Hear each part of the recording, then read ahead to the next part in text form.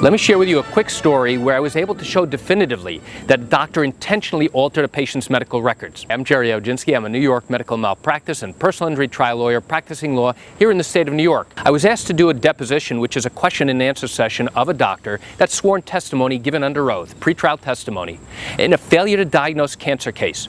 And in the days leading up to that deposition, I had an opportunity to review the entire record and went through the doctor's entire chart. The patient had obtained her own records just 2 days after she had last seen the doctor. In fact, the doctor had faxed over to her all of her medical records. And now, when I go in to question the doctor on the day of the deposition, I asked his attorney to see the original records.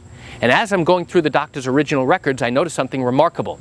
The records that he has brought with him today are entirely different than the faxed copies of records that the patient had obtained only 2 days after she left his care. So now, during the course of my questioning of the doctor, I established with the doctor's own original records that he brought, I asked him, I said, "Doctor, these are your own records?" "Yes." "You wrote these records, true?" "Yes." "And these are the only records for this patient that you have, correct? Nobody else made entries in the patient's chart?" "Correct." "And nobody else wrote in this patient's chart, correct?" "Yes." This is your handwriting, isn't that true?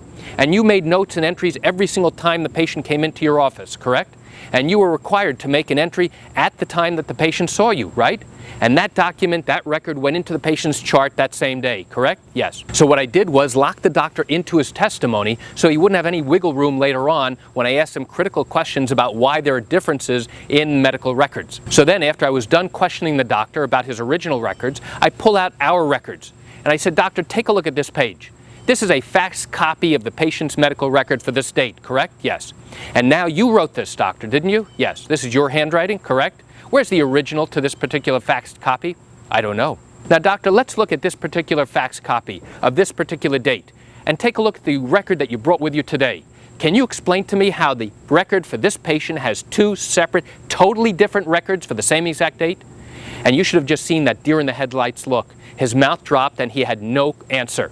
I said, "Doctor, you have to give me a verbal answer." And he said, "No, I can't explain it."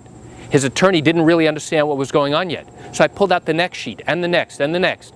And I'd asked him again, "Doctor, can you explain to me how you have two different sets of notes for this particular patient for the same exact visit?" "No, I can't."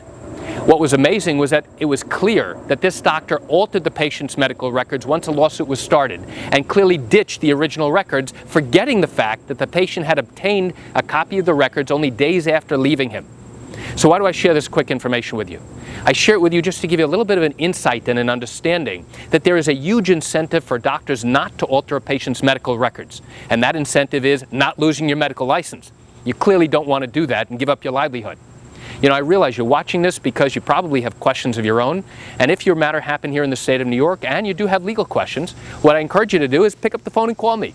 I can answer your legal questions. This is something I do every single day, and I welcome your call. You can reach me at 516-487-8207 or by email at Gerry, Gerry, at Oginski-law.com.